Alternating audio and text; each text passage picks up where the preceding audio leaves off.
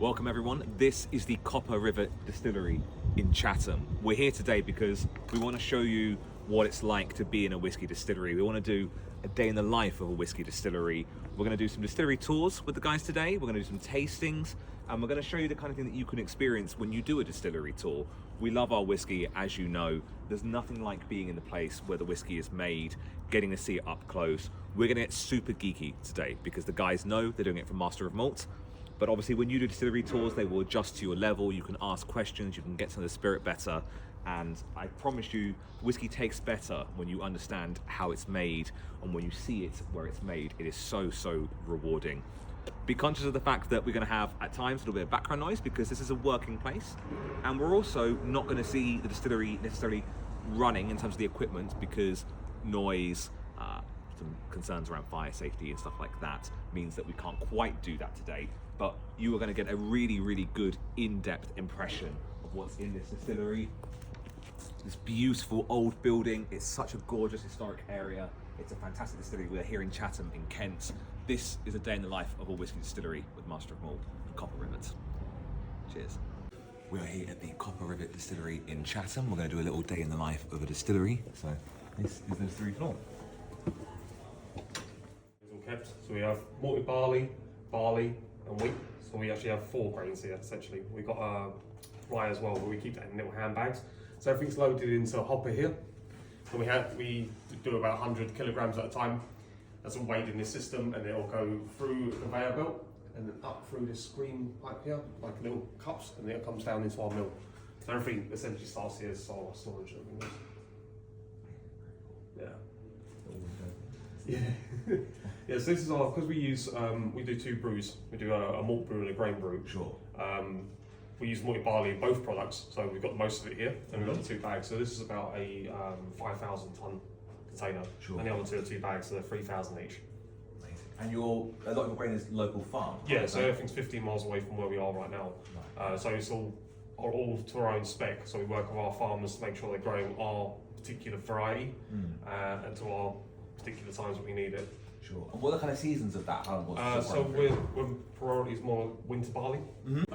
We do have to adjust it because this is basically just to crack open the seed itself to expose that starchy endosperm, which is where all the sugars and everything else are. So we'll run it through our 4 roller mill. So this will be slightly wider at the top and more condensed at the bottom. And we're trying to crack it as close to flour as possible, but retaining some of the shell. Because of runoff and everything else, it's a necessity that we need. If you have more flour, you get more extraction, but you have real issues trying to run it off. If it's not cracked enough, then you lose extraction. So it's a real balancing game here. Sure. If we had other machinery, we might be able to get more extraction out of it. But if you see in here, we're kind of like working with the small space that we have, the budget. So yeah. So then we'll have our 4 main grains. So malted barley, barley, wheat, and rye. And you're welcome to have a little nose in if you want to open them up. Yeah. And then we'll mill it to a thing called a grist, which is a consistency like this. So you've got a really good mixture between your flour and your husk in there. Is this 70-20-10, like kind of industry standard, or? We kind of vary it. Sure. I'm trying to push it as much as I can at the moment before this seizes up. So there's a huge element because we're working with quite a lot of different grain as well. Especially when doing grain brew, it's real hard to get that consistency even. But yeah, it's all a balancing game, and I'm trying to push it before it breaks, essentially. Sure. So if you look at a place like this, it's very much like a brewery rather than a distillery, because we've got a mash conversion vessel rather than a mash tun, and we've got a lauter. So it's very similar to how a brewery would work without the boiling system, which is quite interesting because you don't normally get these sort of things like this. So everything would come up to here, go along this conveyor belt, and then drop into this hopper here. We have so we basically open it up for water. So we've got our 2 hot liquor tanks over the back here. We're holding it at very, very low temperature, so about 45 degrees. So we're not really looking to hit it at strike. Because normally at strike you'll be hitting it sort of around 65 centigrade mark, if you're starting with your extraction. But we're starting off very, very low. We do go through some enzymatic changes from the bottom as well. So if we're doing like a grain brew, especially because we're working with raw barley, raw grains and stuff like that, you need to go through at least a 50-degree gelatinizing rest.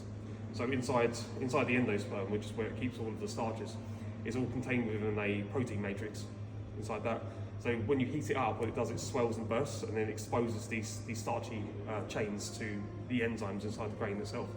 So you want to try and get these exposed as much as possible, because it reduces the amount of viscosity of it, and it gives you the ability for all the enzymes to get in there and crack on pulling the starch into glucose and maltose. Anyway. But yeah, so everything's controlled in here by valves, as you can see. So it's a lot more manual based. So it might be, notch 5, notch 3, whatever it is for the flow of the water. We have this unit here that was actually welded in house. So it's got like a funnel and a whirlpool. So as the grain comes in, we can completely saturate the grain as it comes in, reduces the amount of dough balls and things like that. Wow. Okay. Yeah, we have a welder that comes in, does all bits of crazy stuff. That's awesome. Yeah. So if you look at a place like this, it's very much like a brewery rather than a distillery, because we've got a mash conversion vessel rather than a mash tun, and we've got a lauter. So it's very similar to how a brewery would work without the boiling system, which is quite interesting because you don't normally get these sort of things like this. So everything would come up to here, go along this conveyor belt, and then drop into this hopper here. We have so we basically open it up for water. So we've got our 2 hot liquor tanks over the back here. We're holding it at very, very low temperature, so about 45 degrees. So we're not really looking to hit it at strike. Because normally at strike you'll be hitting it sort of around 65 centigrade mark, if you're starting with your extraction. But we're starting off very, very low. We do go through some enzymatic changes from the bottom as well. So if we're doing like a grain brew, especially because we're working with raw barley, raw grains and stuff like that, you need to go through at least a 50-degree gelatinizing rest. So inside the endosperm, which is where it keeps all of the starches, is all contained within a protein matrix inside that. So when you heat it up, what it does, it swells and bursts, and then exposes these starchy chains to the enzymes inside the grain itself. So you want to try and get these exposed as much as possible, because it reduces the amount of viscosity of it, and it gives you the ability for all the enzymes to get in there and crack on pulling the starch into glucose and maltose. 50 degrees, we'll hold it there for a little while, depending on what variety of grain we're using. And then we'll take it through the 2 ends of the scarification rate. So we'll take it up to 63 to utilise alpha amylase, and then we'll take it to 71 to utilise beta amylase. And what this works is in the endosperm, when you've got starches, they're like long chains of glucose. So what we're looking to do is to break these up as small as possible. You get amylose, which is like a long chain glucose, and you get amylopectin, which is where they've got chains and things like this. So we want alpha amylase sort of just cleaves these chains randomly all the way through, and beta amylase is like a reducing one, and it sort of brings them as small as possible. So we want to utilise both of these at their optimum point in order to utilise as much of the chain as possible. Because when it comes to distillation, you want to use quite a lot of sugars, and sugars go straight into distillation and become more of a product at the end of the day. Whereas a beer, you'd want to retain some of the sugars because of the sweet characteristics that come from in a beer is more important. Whereas here, we're trying to get them as low as possible, so that with distillation, it emphasises all the other characteristics that we're getting through what they call esters. Yeah. So esterification is a big thing here, so it's all about the smell and the aroma, because it all becomes beautiful at the end product. Yeah, sure. So yeah, enzymatic changes all happen. Enzymatic changes will happen here. So all the scarification. We will raise this up to. We will do a conversion test. Really, really simple thing. What you do is you just put a small amount of malt in here, and then you put a piece of iodine there, a little drop, maybe a drop of iodine. What this does is inside the coils of starch is like this. So when you drop a piece of iodine in it, it's something to do with it getting trapped between these coils and the way that light refracts through it. Okay. So if you put iodine through it and there's starches in there, it becomes black like that. So that's how you can tell that these starch chains are still there, because of how the light goes through it. So when they're broken up enough, when you put iodine in, you can shake it like this and you don't get any colour. So it's a really, really simple test to see if this is fully converted or not. So once we do that, we'll raise that up to 90 degrees, and this is much higher than most other breweries would do. You'd probably raise up to sort of 80, 85. The idea for this is to make it less viscous, because it's quite a heavy, sugary environment, so we want to move this to here without it getting stuck or anything like that. This originally is called a foundation water. So underneath there's like a hydro pipes. We've got about maybe 190 capacity of water or something like that. So We'll put hot water in here, which comes from our second hot liquor tank, which you hold at about 90 degrees. This one 40, this is 90. We'll fill our foundation water and then we'll pump everything over the grain and the lot over the top. And if you look inside, there's like a false bottom. So what this is to do is to retain all of the husk and everything else that we were saying about. It's important because as this is pumped in, it creates a filter bed. So what we want to do is we want to retain the husk, drain as much sugar out as possible, but we don't want to carry too many heavier proteins, things like that can cause us issues down the line. So we'll pump the entire contents over the top while the brake is just going round very smoothly. It just sort of separates it out, and then we'll leave that for about 10 minutes just to settle. And then we'll do a thing called a boil off, which is where you recirculate the heavier proteins over the top of the mash. And what this does, it creates that compacted filter bed and evens out all, it sort of homogenizes everything. So we'll run it only for about 10 minutes because there's a pipe down here with a clear glass in it. So I can monitor that from downstairs. So we don't want it too clear. In a brewery, you want it very, very clear for when it comes through to the beer. You want it, depending on your style. Sure. Generally, people want a clear beer. So the clearer you can get it here, the less protein you've got, the better the product is in the end. We want it slightly cloudy because there's certain compounds in there that relate when it comes to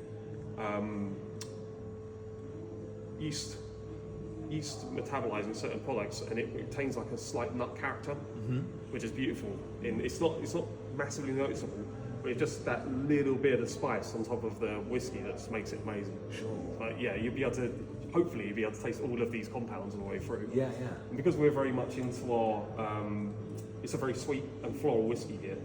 We're all about our distillery character being of this across the board. So everything that we have here relates to our whiskey as well. So me and Sonnet are very tight knit in terms of what's happening at any one stage.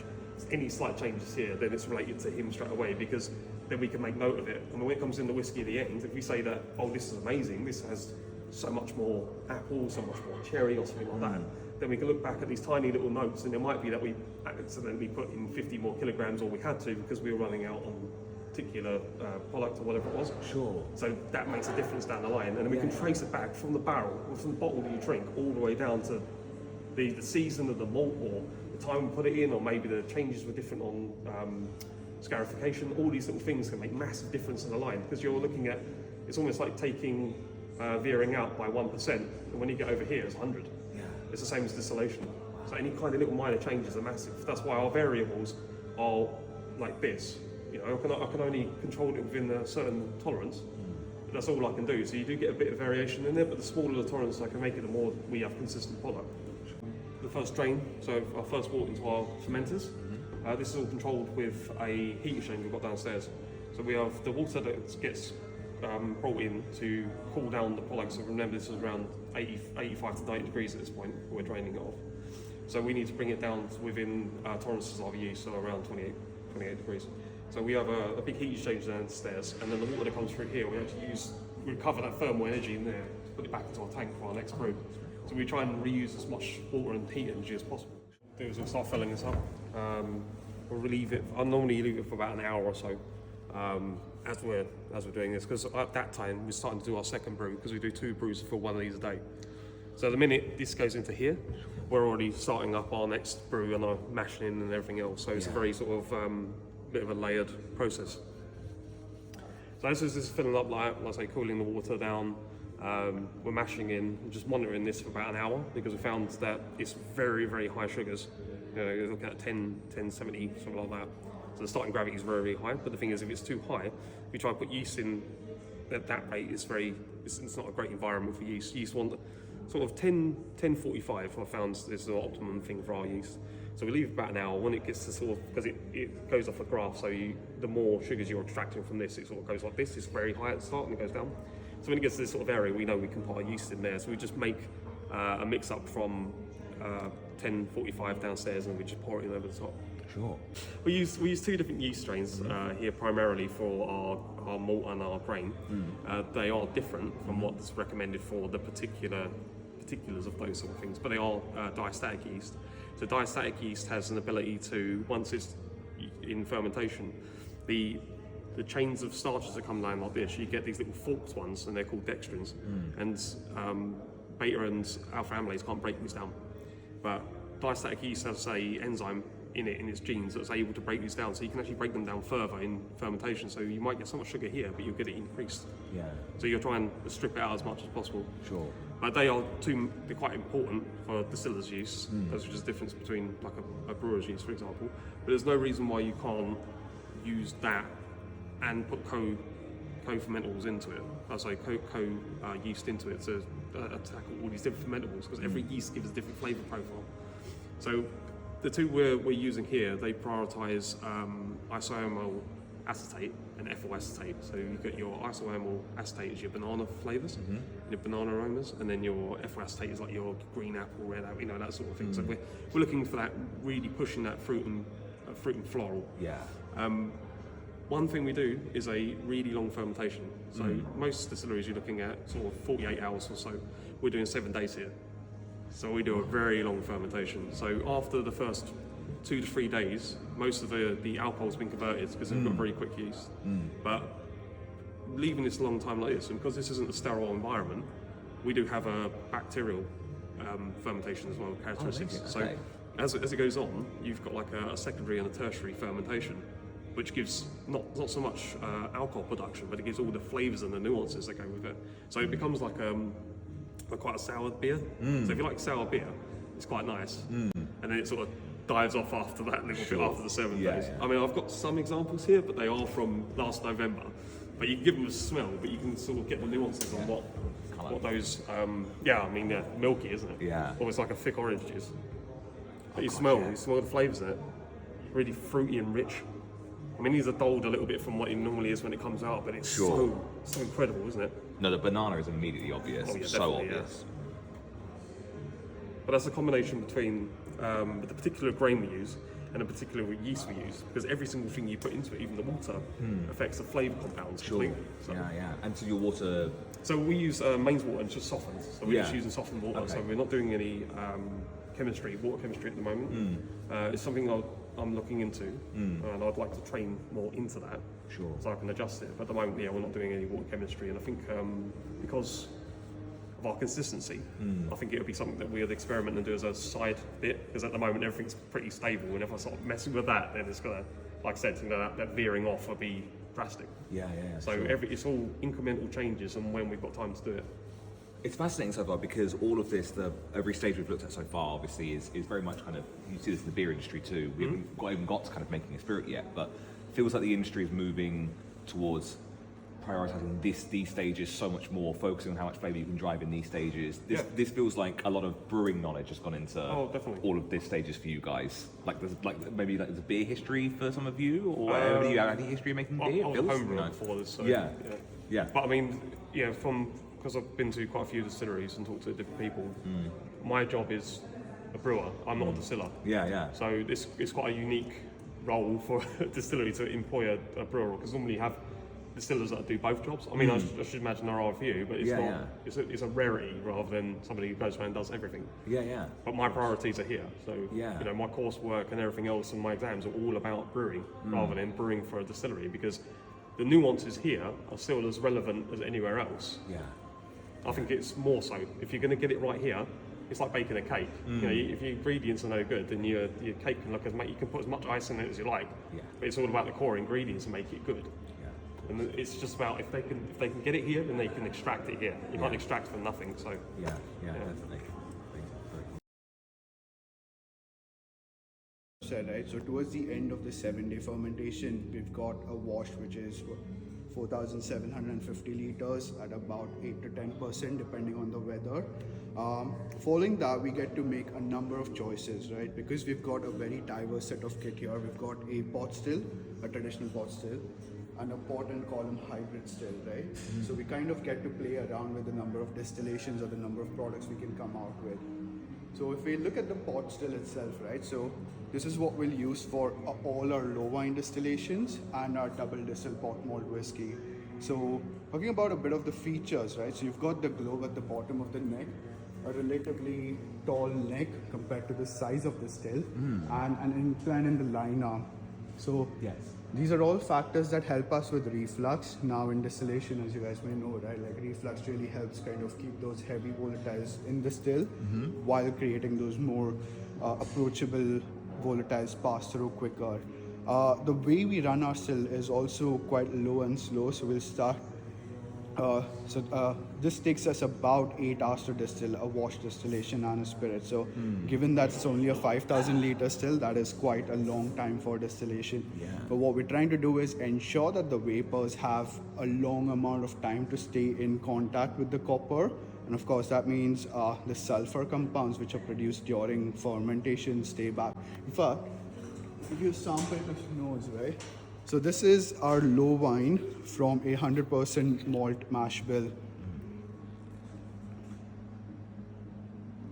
It's very fruity, but it's very funky as well. Yeah.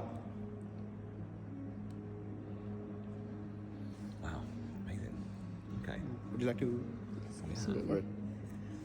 So during the wash distillation, we aren't, of course, making any cuts, right? Our main objective is to get as much of those fruity kind of floral aromas through, but also ensure that the sulfur compounds stay back. So towards the end of our wash distillation, we'll be left with about 1,200 to 1,300 liters, but the ABV would have gone up to almost 22-23%. Again, by no means is this the final product. I mean, especially if you can see the green bits, right? Those are sulfur compounds, so it's really essential that we make sure that it's as low as possible.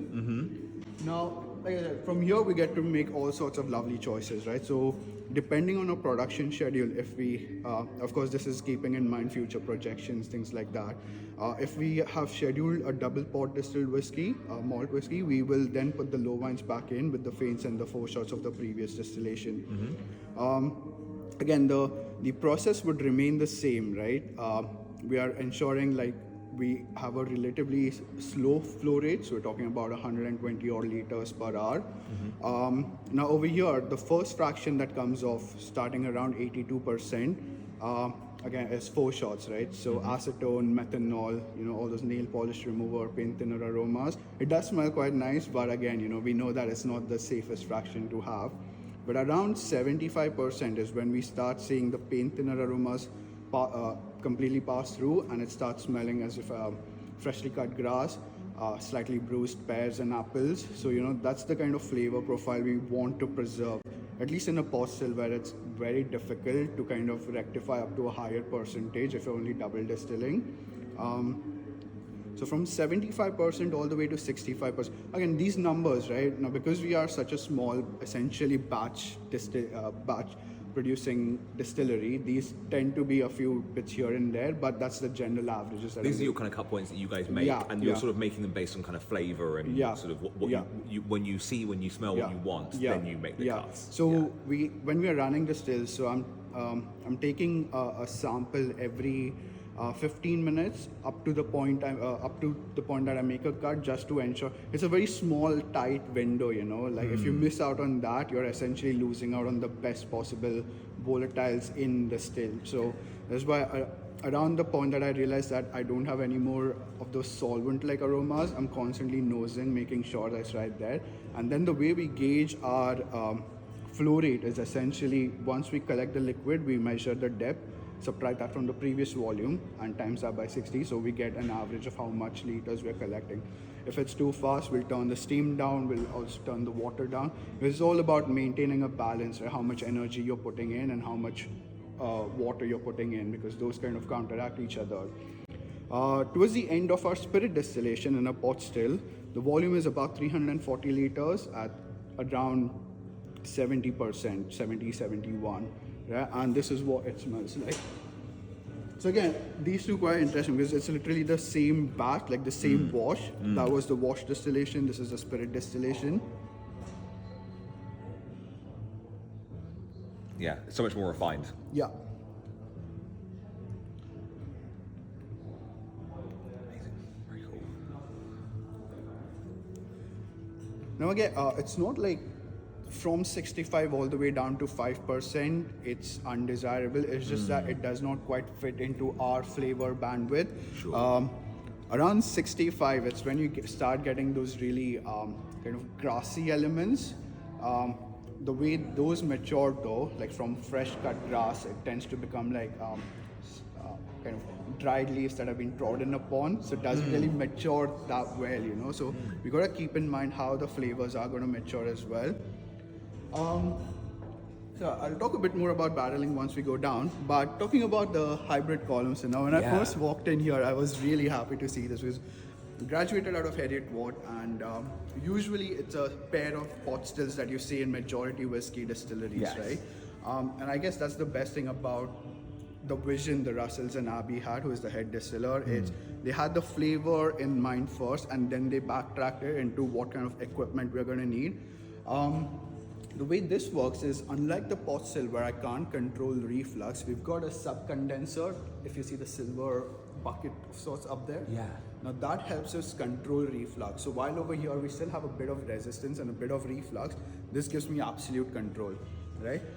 So what essentially starts off at 28.5% over here, by the time it goes up, it's 94.6, which is the legal limit. Now the interesting thing about the way volatiles interact and bind to alcohol is at different temperature and ABV gradients, you have different volatile compounds that pass through.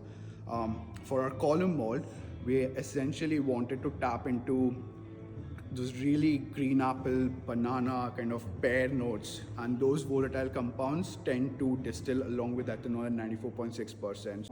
It's a 10-meter tall column, and if you look in here, so there are 40 rectifying plates, so 10 per column, and what they help us in doing is establishing a temperature and ABV gradient. Now, in many other distilleries, especially like the much larger bourbon whiskey distilleries or even grain whiskey distilleries, you would see like they would choose a specific plate and then they pull off that, right? For us, it's the topmost plate. And the way we do it is I can control how much water goes into the subcooler. And once I start distilling, for the first hour and 15 minutes, I'm just refluxing. It's one of the most beautiful sights in the world, you know. Imagine like a very nice Japanese kind of pond, you know, you've got vapors rising, you've got a reflux, and you've got liquid falling back in. It's also good, so this, we kind of get to see how much a plate has filled through here, and then I can calculate or understand how much of the column is actually filled.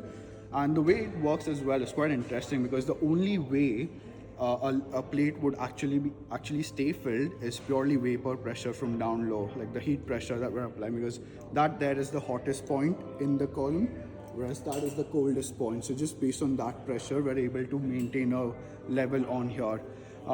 When it works, when we get it right, it's the smoothest distillation. But to get to that point, it's such a fine balance between steam pressure and the amount of water we are putting in. So it's really it takes us a good hour and a half to set up, just to ensure that the rest of the distillation would not be too precarious. Like I said, distill up to 94.6. So over here, we use our column for our column malt whiskey, our grain whiskey, and our neutral grain alcohol as well, because we also have a gin still that Abbey designed. It has a patent on it as well. So if you look at the topmost chamber there, that we are experimenting with a color extraction. So to stay in line with London dry gin production, right? Regulations rather. You can't add anything once it has been distilled. So we put botanical. So the last run that we did was with butterfly PT, and we got this lovely kind of dark blue violet color out of it. So it's still in line with the regulation, but we are essentially one of the first distilleries to do this rather than add color to the... Of course, that means several challenges, because we're working with natural botanicals. We're also looking at color stability, because we don't want to put something out in 6-7 months down the line. There's difference. You know? Sure. So that is what we're currently working towards. But that's pretty much about our 3 stills. Any queries? So the what I like about hearing this process when you're talking about your column still is that I think there's a perception sometimes in whiskey that pot stills are for flavour, column stills are for yield and volume, but you're talking about activating flavours even at these high ABVs. It's quite a considered process, isn't it? Yes.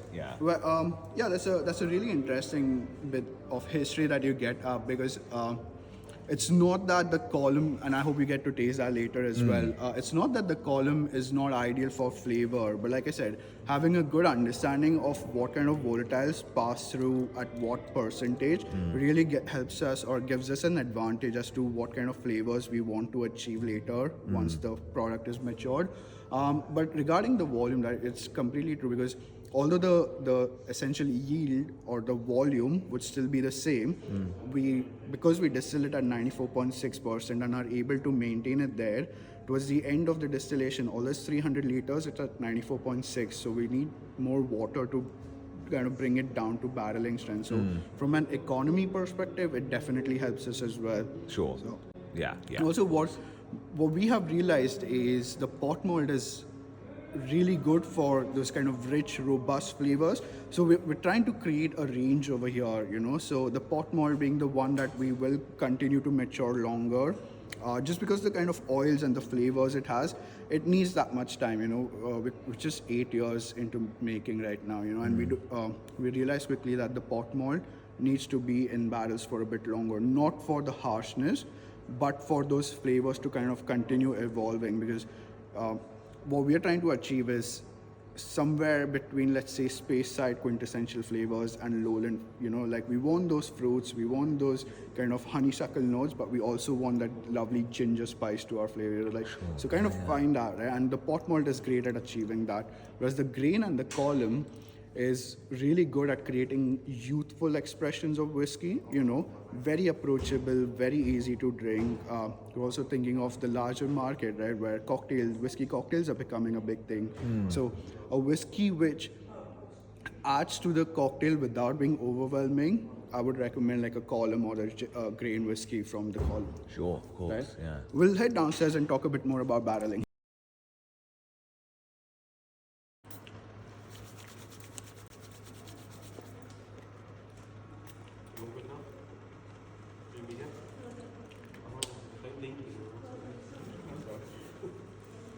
You're getting that character immediately, aren't you? Yeah. You can smell the fruit. It's quite malty, but you can smell the fruits. It's like banana yogurt. Yeah. Very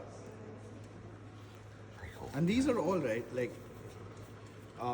many, I wouldn't say distilleries tend to overlook fermentation, but we put extra emphasis on fermentation. Sure. Because after that point, you're not really creating any more flavors apart from, whatever happens, whatever interactions happen in a barrel. But through distillation, you're just going to further concentrate whatever is in your wash. So to start with, just to get to a good whiskey, you need a good distiller's peer, right? And that's just the whole philosophy. Would you like to try some? Yeah. Sorry, I keep forgetting. So what's in this one? So this is our column malt new make, and Yeah. that is this is at around 57%, so a barreling strength. Yeah. And it's similar to the pot. I would say if you're getting a bit of those kind of red apple kind of plantain notes from the new make in the pot malt, this is more green apple, fresh banana, so slightly fresher.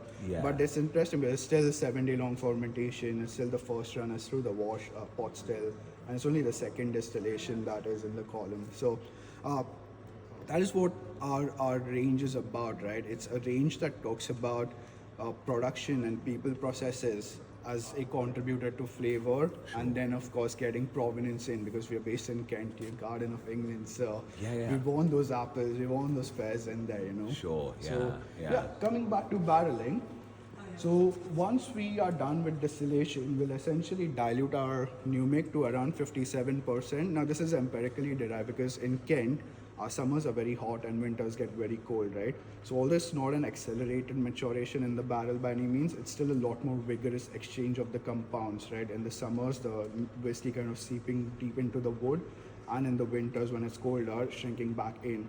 So it's getting all of those volatiles from those barrels, right? Like so the lactones and the glycols, all those bits in, and then kind of maturing through.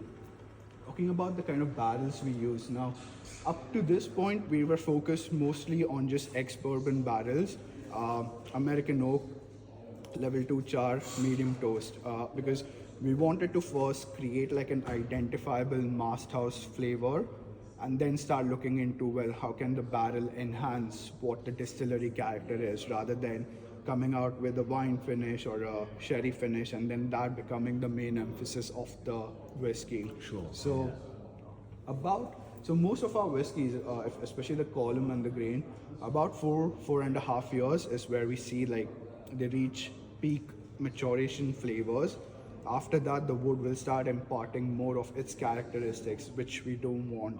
So essentially, once we are done barreling, we'll wait for around 4.5 years, get our barrels back in, and then nose each and every one of them. So we're talking about 20 barrels that we get back in. Of those, let's say 20, typically about 8 to 10 is, that's the interesting bit as well, because we're also thinking about what we want to release at that point and what we want to hold on for, because some barrels might be developing in a way which would be appealing for the future markets depending on trends there. So we still have to retain some for that. So of the 20 that we get in, we typically use about 8 to 12, right? That goes on to become the batch for that year. And then we retain the rest, let them mature even further or keep them for something else. Once that's done, we'll essentially marry them in a big stainless steel vat. The reason we go with stainless steel rather than larger, Spanish oak vats is we don't want to add any more flavor after this point, right? We are happy with what we have achieved. We don't want anything else to impart any more flavor or value to that. Typically, it takes about 3 to 4 weeks for all those whiskeys to come together as one single whiskey. We'll then dilute it with deionized water. We don't add color or chill filter our whiskey, so it's possibly the most natural expression of a whiskey that we provide, right? Yeah. Then it's also bottled in-house. So if you see those two tables there with that IBC, that is actually a bottling line. So Oh yeah, sure. Yeah, just that. Yeah. So Trina, I mean, she goes through an IBC maybe every 3 days. So 1,000 liter IBC done and dusted within 3 days. Wow. Yeah, so she's quite fast like that. So, but yeah, that's pretty much how we make our whiskey. Again, the process is same for our grain and our pot, right? Like I said, 57 is, we tend to lose a lot more in terms of evaporation because of the hot summers. Talking about an average of 8 to 10 liters per year, which is quite high compared to our friends in the north. So yeah, that's pretty much why we have to do it at 57. Sure. And again, depending on your fill proof or your barreling strength, you get to access different compounds, because within the oak, right, you've got compounds which dissolve easier in alcohol and compounds which dissolve much easier in water. So to get that balance, 57 for us in this kind of environment, climate works best as compared to 63.5. Sure. And so all your whiskey is maturing within the site, or No, so we've got a parent company called Yeah. Beams, and Yeah. they have a warehouse in Cambridge. So we do send. So Love that. what we hold over here is essentially pallets that we think, or barrels that we know we'll have to use for the next release. Yes. So we're keeping a closer eye on them. I see. But yeah. for the first year or two, they are in Cambridge. Sure. Okay. Yeah. Yep. I mean, I would love this whole place to be just filled with barrels, but I'm just a distiller. It's a listed building, right? So there's only so much you can do to it in terms of adjusting and precisely. There was a point when these two rows were full of barrels as well, and it's like, because if you think about the aromas, right, like that bit there, you're getting a lot of those biscuit, malty kind of bakery notes over there. That's all fruit bowls, like the fermenting mash over here. It's more kind of intense, kind of fruity aromas, and over here it's just purely vanilla, coconut. So it was quite nice. Yeah, of course. Yeah. But yeah, we are experimenting a bit with other barrels as well now, because I think we have started to reach that point where the audience is kind of associating certain flavors to Masthouse. Now we want to excite them further with how I think being based in Kent, that's a lovely opportunity for us, because you think about the number of vineyards around us. So instead of going to another country for, like, let's say red or other wine barrels, we could essentially just start something locally, not only help the local vineyard, but also kind of add a bit more provenance to the whiskey over here. So that is something we are working towards. Beer too, sure. There's quite a lot of breweries, right? Yeah, People do beer barrels precisely. locally. Like a lovely stout finished whiskey. Yeah. Well, exactly. Yeah. The grain is next. So these two are exactly the same product, okay, but the grain is 3 to 4 years. Okay, so you can see we've got like a much darker colour from it. It completely changes the flavour as well, I kind of feel like. So give it a try. Thank you. Again, for both of them, we're using wheat rye barley and malted barley in there. Very cool. The bottles are beautiful, by the way, sort of a hip flask sort of style to them. Yes. Yeah. I feel like they're quite cool because obviously it's like a mast on a hip. So I feel like Yeah, it yeah. kind of is that kind of sail Yeah, definitely. as well, which is really lovely. Yeah. The little logo is gorgeous, I think. Yeah. It's nice on the bottles as well. When you get the detail on them, you can see so the provenance, so you can see the field that you get them from as well. And then we've got all the barrel numbers, and obviously we are single estate whiskey, so everything is done in here. So what do you think of this one? I feel like you get a bit more of like pear drop undertones. Yeah, definitely.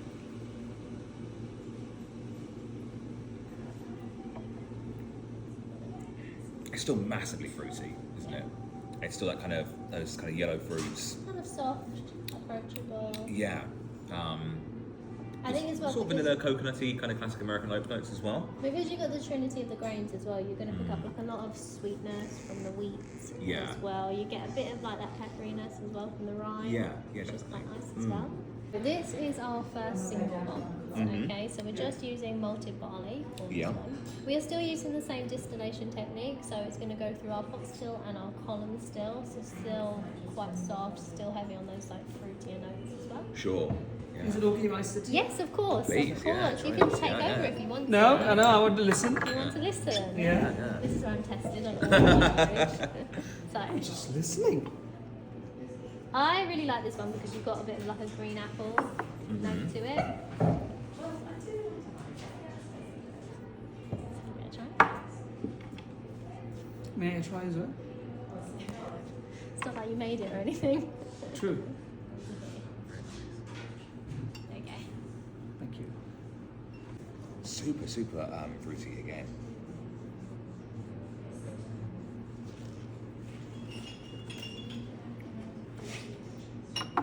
Yeah, so the whole concept, when we're making our whiskey is that we want to have the full control from grain to glass. Yeah. And having the end in mind. So when Matthew Stevens said that we want to make whiskey, and so what will be our ethos? Yeah. I think the main thing came out was to push the flavors that comes from the raw material, plus that you can create. Okay, so that's why all our whiskeys actually is meticulously designed, so that at the end when we're doing the distillation, we can select the flavors that we want to keep. So the single malt that you're trying now, which is pot and column distilled, compared to the grain, the difference between them is just the raw material, right? So it has got multi-grain in it, where this is 100% single malt. And we had a controlled brewing process where Darren has, he's constantly keeping an eye on it so that we can maintain the flavor that comes from the malt or the grain. So fermentation, they're also focusing creating flavors. In brewing as well, creating flavors, that's where we start at a lower temperature mashing in, which is not known in the single malt world, right? When we mash in at 50 degrees Celsius, people typically do 67 mash in. The reason is we want to retain those flavors from the malt or the grain. Fermentation, long 7-day fermentation to create the tropical fruit notes. Wash distillation slow, so that we can actually push more of the fruity notes through, create secondary flavors over there. Our fermentation stops not at 996 or 998, it's around 1010. That also adds a little bit of caramelly note to it. Yeah, having the sugar left in there. And then for this too, it is distilled through the hybrid still, where we're constantly nosing at the start that where is the congener profile is, We don't want to lose everything completely, but also wanted to bring those light flavors that represents the grain, so the pear drops that you're talking about. I always felt there are some Scotch, we're all grown up on Scotch, right? So I studied in Edinburgh as well, so so some older, lighter style whiskies, I used to find those pear drops, little Parma Violet, which I feel slowly and slowly were getting lost because everybody was looking at the cask, not the influence of the distillery character. So that's what that stands for. And we went and picked up the barrels that gives the least in our maturation, So that's the whole ethos. And make the flavors through the processes, okay, and select them through the distillation. okay, and then take care that the barrels are not giving too much. Yeah, and hence sort of American bourbon barrels, because they are the best at just presenting distillery character, right? You're not kind of, you see a lot of distilleries now, they immediately go straight into kind of 7 or 8 different cask types, and they're just driving flavour, and particularly because they're young distilleries, they want to drive as much flavour straight on, but you guys have kind of been quite brave to sort of go, we want to show every stage of the process. Exactly, yeah. As honestly as sort of, unadulterated as we can. And you know, this is why we are a bit of a control freak when it comes to production, and we have to be, because unless we know what each step does to flavor, we're not able to control it, right? So this is why we are very much focused on our process for our whiskey rather than the cask. Cask will come. We all know, when your whiskey start becoming 15 years old and all, you will have no choice that to bring in the cask influence. So that is going to come. So we are also making our new makes, especially, that will be okay, aging all right with the cask, that the cask complements the distillery character rather than cask overpowers. Sure. So all these things we're also doing. So we are tweaking our distillation characteristics, fermentation as well. For example, for the longer maturation ones, we're putting a little bit of higher temperature fermentation, so it produces more congeners. Our distillations are less reflux, so it puts through more oils through it. So that, like how we see Clynelish as an example, really oily spirit, new make, might be, you can't drink it as son of a gun or son of a sea, okay?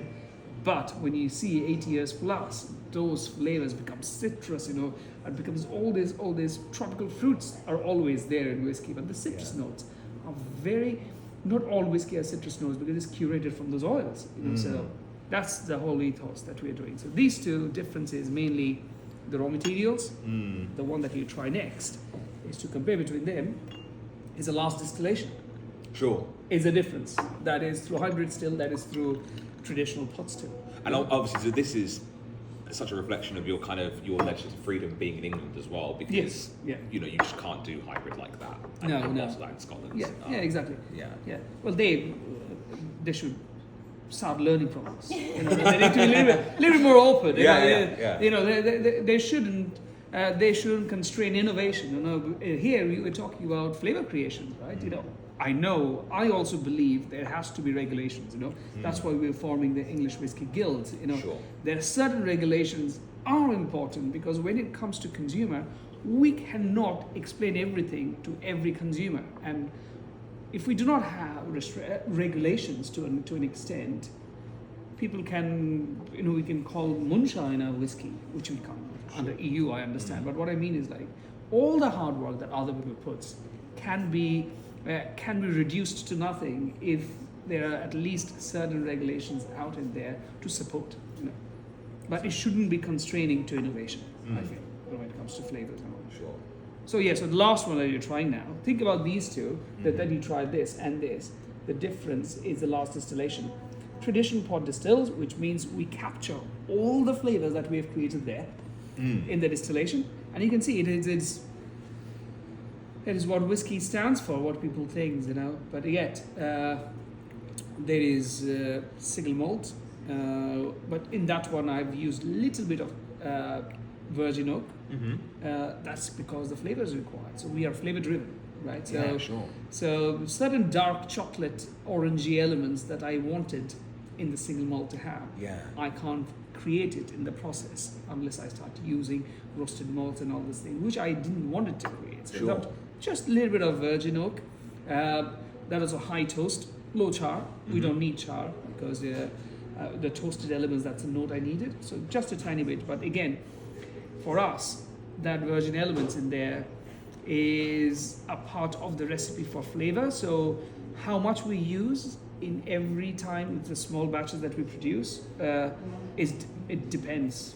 So sometimes we'll only use, let's say, 30-40 liters for a 1600 liter production. Sometimes we might need to use 80 based on what the cask has given, the flavor that we can achieve it or not. Sure. So if I'm enjoying this whiskey right now, and I'm getting a really lovely kind of ginger note. Yeah. You're talking about your how specific you are and control freaks over so are you able to go, I know exactly why that note is in there?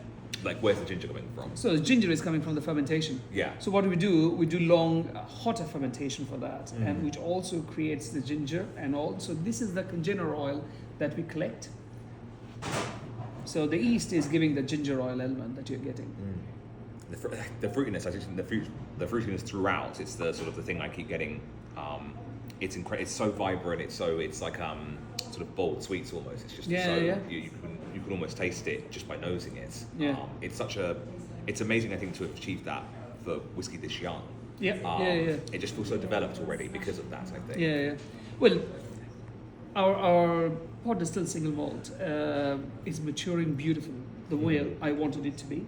As I said, we have already we make things with end in mind. We know what it wants to be, because we also use this for the next phase. What we'll be doing tasting, only one more tasting, is now these are how my vision was. These are like distillers from individual distillery, if you want to consider. Right? Sure. Yeah. And then what do big distilleries do? They have got this line of different barrels from different distilleries for their blend, though it's single malt. That's what I wanted to create in here. That I want to create different singular style new makes and then singular style whiskey, so it becomes that the origins series. So when it comes to coffee, single origins. Consider that. Yeah. And then once we have enough those flavor palette, like color, we can start doing the compositions. But we needed to have, first of all, whiskey with distinctive flavors, yet has the distillery character. We also maintain the chain in there, right? It's distillery character, fruity floral. Yeah. And then emphasize in each different flavors. Sure, it's like Johnny Walker now. They've just done their big redevelopment across distilleries, and they can show you the waxiness from Klein Leash, the light and floral from Glenkinchie, the smoke from Kalila. Yeah. It's like that, isn't it? It's creating these different elements, and then, like you say, you can marry and create something else. Exactly. Yeah. Exactly. And here we wanted to create it from scratch in the new make, rather than saying this is our expression with sherry cask, this is our expression with virgin oak cask, this is our expression with ex bourbon. No, it's all about those are components. This is flavor. So we are saying this is flavor driven. So the next one that we'll try now, that how I see will be the next phase for Copper Rivet, is that those compositions I'm saying. For example, if you let's say if you want to paint sunset, Yes. you'll use different color palettes than if you want to paint winter day. Sure. Right? Yeah, of course. Yeah. Same way, if you think about whiskey, what I'm experimented only made around 190 bottles, is this represents autumn.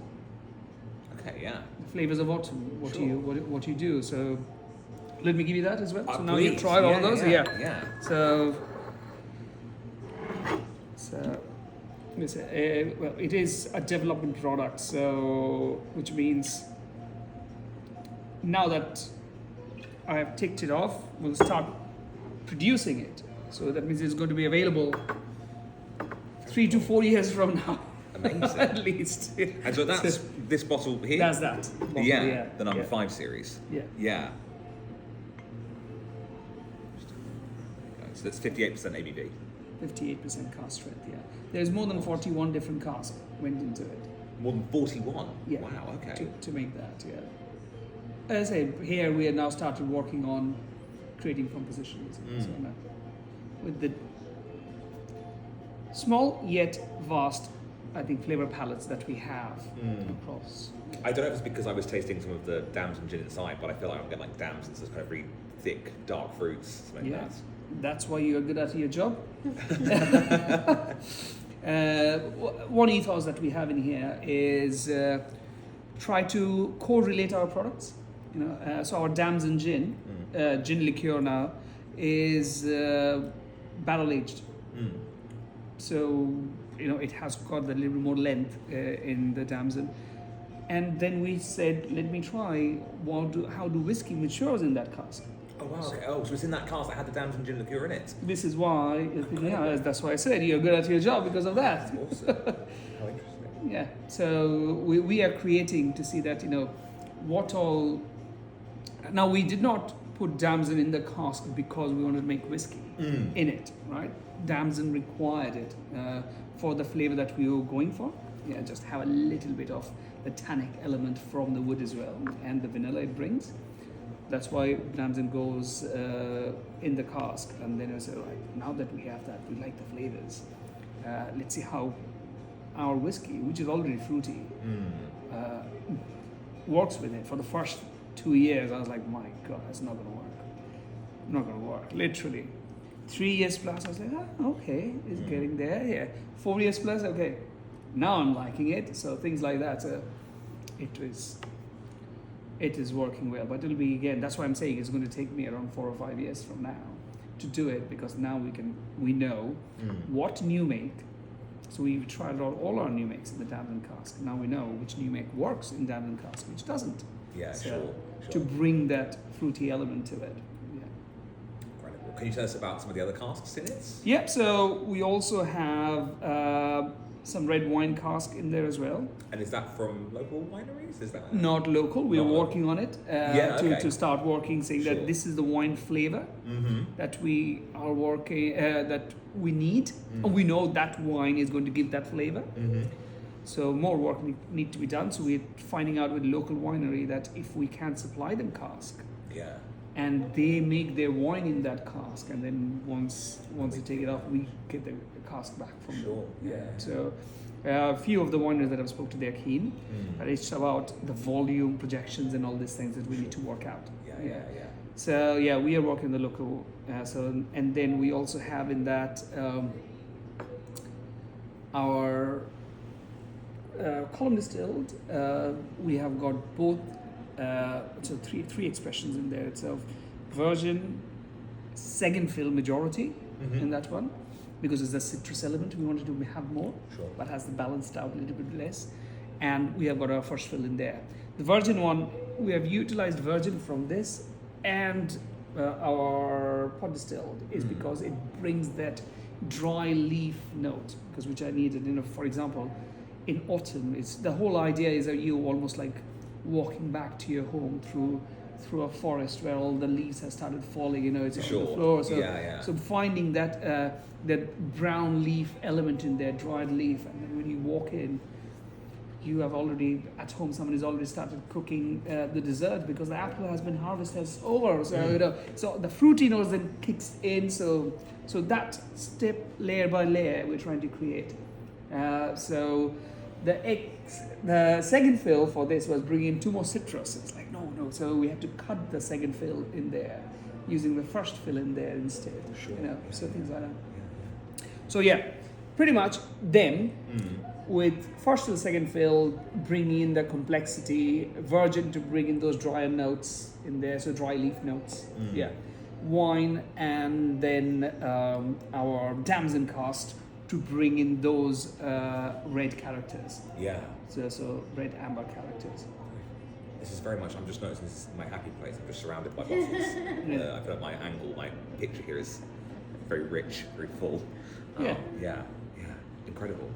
Super interesting range. And also the new makes, also the few things that we did is, for this expression, we had to create a new make which is cloudy, which is to bring in the nuttier notes. Sure. Yeah, So usually your new make is quite clear.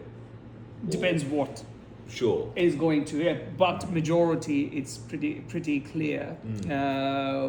But we have the cloudy elements, so that whenever we need the nutty elements, we pick those ones. And your process, I get the impression, is quite sort of manual. It's very much you guys sort of pulling levers and sort of adjusting flavour as you need to. Basically, everybody understands what their role is and which lever they need to pull to generate, for example, the change from cloudy to clear, or to generate one flavour more than the other. So so we do not have an operator model at all. We have got brewers and distillers who owns the process. They're the one keeping an eye on their developing constantly. And to be very frank, what has happened since Darren has joined, it has been streamlined hugely because he could just concentrate on it, right, and develop. And I've been on the brewing side, Darren. on the brewing side, yeah. And I was saying to him, I think our spirits has become too clean. We need to start making it a little more funky. So he was like, now we have got different regimes. Like for example, if we're doing, let's say, 1,000 LAA of product, I split it right. I want 300 of that to be clear wort, and 200 to be cloudy, and 200 to be mixed kind of thing. So that he can plan, how to do it. Sure. Yeah, and also clear wort with high temperature fermentation, or cloudier wort with low temperature fermentations. All these things are so many variables. It's like piano keys that you can actually play around with, Sure. to create different notes. Yeah.